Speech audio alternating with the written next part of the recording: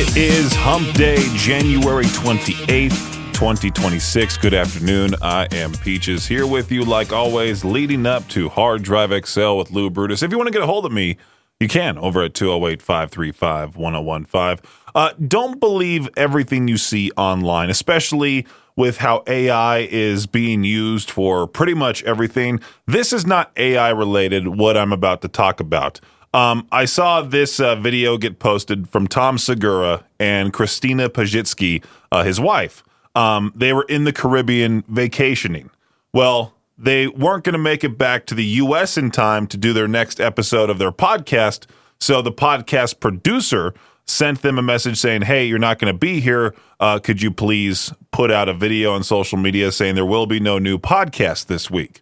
So they recorded the video and pretend, you know how Tom Segura, if you're a fan of his stuff, you know how sarcastic he is, how deadpan he is and everything. He made this whole joke about how they're not able to travel out of the Caribbean because of the whole Venezuela capturing of the president, that whole thing. So they posted that video, and sure enough, pretty soon after that, TMZ and Deadline posted that Tom Segura and Christina P. were stuck out there, and they were just joking. And it's so funny how people are so quick to not realize that he's being sarcastic either, because if you look at the comments, people are saying, good riddance, get rid of him, the whole thing. It's like, come on. It's a joke, people. It's a joke. You got to read more than just the headline. The Super Bowl is next weekend, not this upcoming one, but the one after, Sunday, February 8th. Next year, the Super Bowl is going to fall on Valentine's Day, which I believe is going to cost a lot of couples to break up. It's going to be rather ugly. Super Bowl 60 is also set to be played at Levi Stadium. The presumption was that the Seahawks and the Patriots would base their preparations at the nearby San Francisco 49ers training facility. Turns out that won't be the case because of this thing called the substation theory. It suggests prolonged exposure to electromotive force, EMF, could be contributing to the team's long-standing injury problems. The Niners training facility has come under scrutiny in the past few months due to this whole weird theory. It centers around an electrical substation adjacent to the 49ers training complex in Levi Stadium. Very weird, right? The setup is as practical as both teams get their own private space, minimal logistic overlap, tighter security, but the timing makes it hard to connect it with the substation theory surrounding the 49ers. It's very weird. I like, just let them practice where they want to practice, but still, what a weird online theory. EMF causing football players to get injured. Anyway, let's continue here with Return to Dust. It's Bored on K-Bear 101. So back in college, I had to turn in essays via turnitin.com, and it was that website where it would detect if you plagiarized somebody else's work. You know, it's quite funny how bad I was at writing essays, and I would go to somebody else's work on the same subject matter, and I would just type it in myself. Like, it would be what they wrote, but way dumber, right? But now there's AI. Back when I was in college, back in my day, we didn't have AI at our fingertips like we do now. There's this escalating arms race on U.S. college campuses between students and AI cheating detectors. Teachers are using software like Turnitin and GPT-0 meant to spot AI generated work. Students are finding that those tools often flag real writing as AI. That means even someone who didn't cheat can get labeled as a cheater. So students started using something called AI humanizer tools. These aren't detectors. They try to tweak or rewrite text so the detectors won't think an essay was generated by AI. Some students are running their drafts through multiple detectors and humanizers to avoid false flags. Basically, we're fighting fire with fire. The headline even says, to avoid accusations of AI cheating, college students are turning to AI. This sounds like one of Victor's worst nightmares. This major sewer pipeline that carries wastewater from Virginia and Maryland towards Washington, D.C., it collapsed, sending millions of gallons of untreated sewage, about 40 million gallons a day, into, is it the Potomac River? The Potomac River? Officials say this includes so much raw wastewater that in some places it's being described as a small geyser of poop water bubbling up and flowing out in all directions. Water samples near the break show bacteria levels thousands of times above safe limits for human contact. Not just a little gross, but genuinely dangerous. It's just a small geyser of poop water. I saw that headline and I immediately had to talk about it. During his NFL coaching career, Bill Belichick won 6 Super Bowl rings as a head coach and 2 more as a defensive coordinator. But somehow, some way, voters for the Pro Football Hall of Fame don't believe he's worthy of wearing a gold jacket, as he fell short of the 40 out of 50 votes needed for induction to the Hall of Fame during his first year of eligibility. Belichick was reportedly puzzled and disappointed when he learned the news. Football insiders and Belichick himself believe politics kept him out. After firing their head coach, Sean McDermott, about a week ago, the Buffalo Bills promoted their offensive coordinator, Joe Brady, to head coach. This is Brady's first job as head coach after leading the Bills offense for the last 2.5 years. He helped quarterback Josh Allen become the NFL's MVP in 2024, and Buffalo ranked 4th in both scoring and total yards this season. Now, Caitlin Clark has picked up a part-time job during the WNBA offseason as a commentator on NBA games. Clark has signed with NBC to appear on their new pregame show, Basketball Night in America. Her first appearance will be on Sunday, February 1st at Madison Square Garden as the Knicks host the Lakers. Clark will also appear on Basketball Night in America on March 29th at Paycom Center in Oklahoma City when the Thunder host the Knicks. Let's talk about some golf real quick, because we had that whole discussion about is golf a sport? Most people said yes, so it is going to be included in the Shot Clock Sports Update. Starting tomorrow, Brooks Koepka will be playing at his first regular PGA Tour event in 4 years at the Farmers Insurance Open in San Diego. There's a bit of drama here because he ditched the PGA in 2022 after taking big bucks from Saudi Arabia to defect to the Live Golf League. He's now jumping through hoops to be part of the PGA's returning member program and admits he needs to rebuild the relationships he had with fellow golfers and fans before joining that whole Live or LIV. I still don't know what it's actually called. But anyway, that's your Shot Clock Sports Update for today right here on K-Bear 101. A classic right there from the one, the only Pink Floyd. Now, I have to confess something. I'm sure you've heard me talk about it before on the air. I'm not exactly the biggest Pink Floyd fan. I just know they're essential when it comes to rock. I just know classic rock, you got to think of Pink Floyd, you got to think of Grateful Dead, you got to think of the Rolling Stones, etc. Victor made a post in the K-Bear 101 Idaho Rock and Metal Facebook group, a question we've asked a whole bunch of times. What's one band that nobody will ever convince you it's good? Pretty much, it's all the Sleep Token haters in there right now going, Sleep Token, fight me, huh? That whole thing. I see some Ghost responses. I see Rush in there. But I would put Pink Floyd as my answer. Like, it's stoner rock, and it's just like I have to be under the influence of something in order to enjoy it, really. But I would have put them, would have put Sublime, would have put 311. I'm not going to ask that question for the peach their own, because I know for a fact most people are just going to say Sleep Token. The Sleep Token haters, the anti-Sleep Token crusade is just going to come out of the woodworks and start spewing off their nonsense. Let's amp it up here with some Lamb of God, Sepsis on K-Bear 101. So somebody asked this question: what did you think was peak luxury as a kid, but now realize it's actually pretty trashy or just normal? The top answer is Red Lobster. Everyone thought that was like fine dining, right?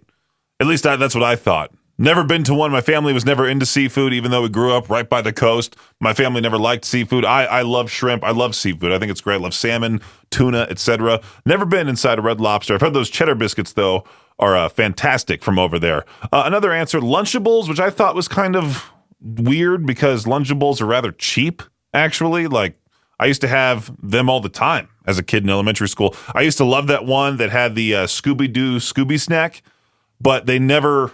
I can't find it anywhere. I mean, I know they don't sell it anymore, but I can't find any pictures of it or anything of that sort. Somebody wrote limousines on this thread here for what did you think was peak luxury as a kid, but now realize it's actually pretty trashy, just normal. Have you ever actually been inside a limo? If you go to if you go the closer to the driver that you go, they call that the deep end, where you have to crawl yourself out of the limo in order to get out because the door is on the complete other side of it. And it's okay. I remember back in middle school, this was talked about in this specific thread too. It reminded me back in middle school, there used to be that whole stupid thing where they would want you to sell magazines or chocolate or whatever. And if you sold a certain amount, you could get a limo ride to a park, and they would provide lunch. And the lunch was these tiny little, like 3-inch Subway sandwiches. And that was it. We took, my parents ended up buying a whole bunch of those magazines in order for me to be able to take that luxury limo ride, with 20 to 30 other little kids. It wasn't great. It sucked. I've been in a limo other times besides that, and it's not that great. You see all the celebrities now, they don't roll around in limos. They roll around in those giant blacked out Escalades, those those giant SUVs, that type of thing. They're never in a limo. Limos are so outdated. So I talked about it already that Victor has made that post in the K-Bear 101 Idaho Rock and Metal Facebook group. The post is asking, what's one band that nobody will ever convince you is good? And as I mentioned before, there's just a whole lot of people just spewing out Sleep Token because they want to be controversial, and the internet told them to have that opinion, so they have that opinion type of thing. And I was thinking about my answer. Like, I had multiple for this one, and I had it typed out, and then I just deleted the comment. I just didn't really want to stir anything up. Like, I have my opinion, and people know I don't care for Sublime because I've made jokes about that on the air. There's been people who have messaged us on the Facebook page, it's like getting all upset that I've roasted Sublime in the past, and it's like, chill. It's just my opinion, I did have on that answer, though. I did have a few bands. I had Sublime, 311, Pearl Jam, and I had that guy, Jarris Johnson. For some reason, that was like an obsession for a short while. There was a lot of people that were like, oh, he's so good. And I'm like, it's just generic jock rock to me. But one of those bands that I really just don't care for, it's not that I can't stand them, and I'm not saying they're not good, because they're good to a lot of people. I just don't care for their sound, is Sabaton. I just don't care for them. I don't like this historical stomp-along music that they do. It's kind of silly to me. Like, let's go beat the dragon. It's just so dumb. Sabaton, like I mentioned, there's a lot of people. They have a lot of fans, and it's very unfortunate that they had to postpone their North American tour. They had a show coming up on our concert calendar. I was actually looking at the calendar recently. I know there's Ghost, then Bad Omens, and then I think Sabaton is the third one listed, or was the third one listed. They were scheduled for the Union Event Center in Salt Lake, February 24th. The entire tour postponed because one of the members in the band, I'm going to butcher this guy's name, Par Sundstrom, is that how you say his name? I think he was battling some sort of like crazy health issue, and they can't perform without him, obviously, so they're just postponing the entire tour. I think they were going to have Pop Evil and Wings of Steel on the tour with them, the Legends on Tour. Unfortunately postponed, but there's a lot of other shows on that concert calendar. Take a look at it. There's a shortcut to the concert calendar via the K-Bear 101 app. There we go. Some I Prevail body bag on Peach's Pip Party. I know this is not necessarily a typical giveaway that we do here on K-Bear, but our sister channel, Cannonball 101, is doing this, and I wanted to talk about it. If you're a fan of Devo, the classic 80s group, they're bringing the Mutate, Don't Stagnate tour to the Complex in Salt Lake City on April 7th. We're giving away tickets to that. You can sign up for that ticket giveaway by just simply filling out the form on the K-Bear 101 app, as well as the Alt app, the Cannonball 101 app. Sign up a maximum of one time on each app for a total of 3 entries into the drawing. We'll be drawing for winners for that on Friday. And then on Friday, I promise you, we'll be announcing another ticket giveaway that is very much so K-Bear oriented. Let's do some Pretty Reckless right now for I Am Death on K-Bear 101.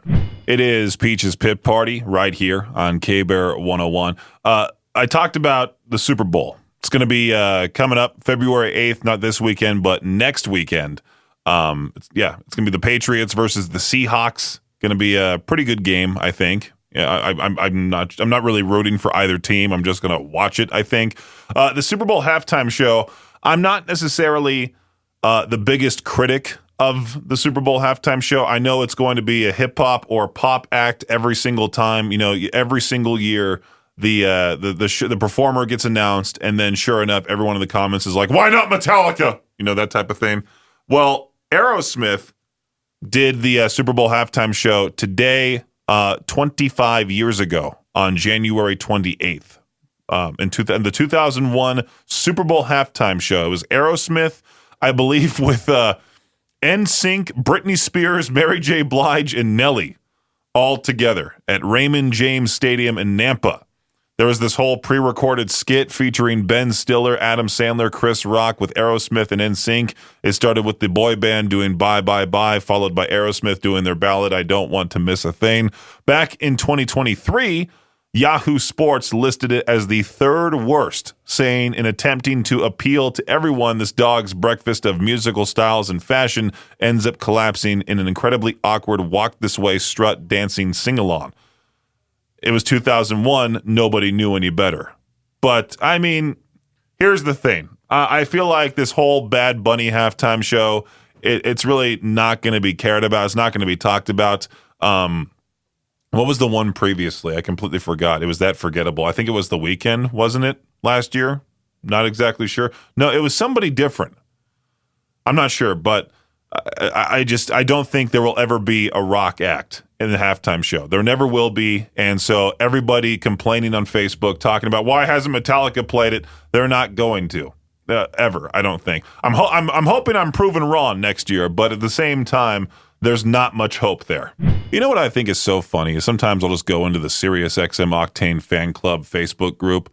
I'll go in there and see what they're fighting about today. And sure enough, I guess Octane did not do a world premiere of the new Motionless in White track, Afraid of the Dark, which I also didn't play for It's So New, but Victor did play it this morning, I think, on his morning show, did a full reaction to it. We're definitely adding it to the playlist right away, of course. It's the heaviest track Motionless in White has released in quite a long time. It's their first track in 4 years. I think Scoring the End of the World came out in 2022, and I played the entire thing from start to finish on the air. No other radio station does stuff like that whatsoever. And it is always funny to see those listeners that get, spoiled by us, and they go, "Why aren't you guys playing this band?" It's like, go to the K-Bear in Utah and ask them to play this band. They'll just not even acknowledge you. They'll just continue to play their whole playlist of 1995 classics, So this guy Jesse posted, "What's going on, Octane? Where's the world premiere of the new Motionless in White?" And all these comments are like, "Well, they're premiering the new Seven Dust." And I'm seeing this battle between older people who love Seven Dust and the new age, I guess, quote unquote, even though Motionless in White is not that new. These younger people saying, "Well, no, Motionless in White is better." It's this whole thing. I remember when I posted a picture of me with Disturbed and 3 Days Grace when I went to that show at the Ford Idaho Center Arena back in February of last year, and somebody got very upset that I didn't acknowledge that Seven Dust was in the lineup either. It's like, well, I didn't get a picture with them. Would have loved to, but they also only did a 30-minute set. They were barely there at the show. Disturbed is the headliner, 3 Days Grace, and you got little tiny Seven Dust right there opening up for both of those bands. So, but Seven Dust, I guess they must have a diehard fan base, because literally anytime someone mentions Seven Dust online, there's no hate towards them. It's all these older people saying how much they used to love them back in the day, and they're glad they're still killing it type of thing.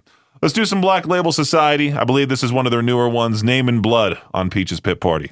There was that whole story last year about that guy who got arrested while on the job. He was working at Chuck E. Cheese. He was, in fact, Chucky, dressed up as Chucky, and he got arrested for something. I forgot. I'll probably read about it here in this story. But, he was arrested in the suit, and so he was escorted out of the building in the Chuck E. Cheese mascot outfit, and you see Chucky getting arrested, and a lot of kids, they were so traumatized by the event. This 42-year-old man, this Chuck E. Cheese mascot named Jermel Jones, I believe that's how you say it, pleaded no contest to stealing a customer's Visa debit card from the Tallahassee location where he worked. When police arrested Jones last July, he was still in costume, and the whole video of the arrest went viral. At the time of his arrest, officers found the victim's Visa in his possession along with a receipt from a fraudulent purchase. Jones struck a deal, though, with prosecutors pleading to 2 felonies and a misdemeanor While those charges could have carried years behind bars, he avoided jail time. Instead, he'll serve 3 years of probation, pay roughly about $1,600 in court fees, and stay away from both the victim and the Chuck E. Cheese where he once worked. I have no idea what he's going to do from here on out, if he's ever going to be a mascot for someplace else. It would be funny if he just went to, I don't know, like, let's say, like Disney World, became a mascot over there. I'm sure they wouldn't even... They would see his name. They would know exactly where he's from, not even take a glance at his resume. They would just chuck it in the trash. Anyway, that does it for today's What the Headline right here on K-Bear 101. Just a reminder that on Wednesday, February 5th at noon, the Greater Idaho Falls Police Foundation will host its annual Law Enforcement Appreciation Luncheon at Melaleuca headquarters in Idaho Falls. You'll be able to join community leaders and local businesses. They'll recognize outstanding service and leadership from the IFPD, Bonneville County Sheriff's Office, Idaho State Police. Tickets and sponsorships, I believe, are still available. Proceeds are benefiting the Greater Idaho Falls Police Foundation. If you want all the details on this and tickets, go visit ifpolicefoundation.org. So Katie Lee from Z103 just stopped by the studio not that long ago, and she brought in, well, she's been doing this thing with Mama's Munchies with Mountain View Hospital. It's this whole promo for expecting moms, where, you know, when a woman's pregnant, they crave weird foods sometimes. When my mom was pregnant with me, she wanted chocolate bars all the time. Hershey's milk chocolate bars all the time. When she was pregnant with my sister, she wanted olives all the time. There wasn't really many weird foods that she wanted. She just wanted one thing and one thing only, really. So these people have been sending in their weird recipes, their weird pregnancy cravings to the Z103 app. And one of them, I guess the one today, was lemon pepper carrots. Carrots covered in lemon pepper seasoning. I was hoping there'd be more. I had one and it was awesome. There's some leftover Takis. During the middle of the day, I get this craving for a snack, and I don't really pack anything. So sometimes I'll see if there's anything just on the counter in the break room. Like usually there's a box of donuts just sitting there or something. On the counter today, there was this half full bag of Takis. I'm like, okay, I'll suffer through these. I got that red stuff all over my hands. I can't tell what's worse, the spice from the Takis or the red residue that you get afterwards, the Takis Fuego. Pretty good. Haven't had one of those. Haven't had those since really high school. I don't count the whole Wendy's Fuego meal that we tried, where it was like the Wendy's fries and the Wendy's chicken sandwich that was covered in Takis dust. We did that whole thing on social media not that long ago. It's up on our page at KBear 101 FM if you want to watch that video. Thanks for listening to Peach's Pit Party, the podcast. If you enjoyed the show, please share, subscribe, and rate the podcast. Peach's Pit Party is hosted by me, Peaches, a.k.a. Brenden Peach, and is a production of Riverbend Media Group. For more information or to contact the show, visit riverbendmediagroup.com. Until next time, Peach out.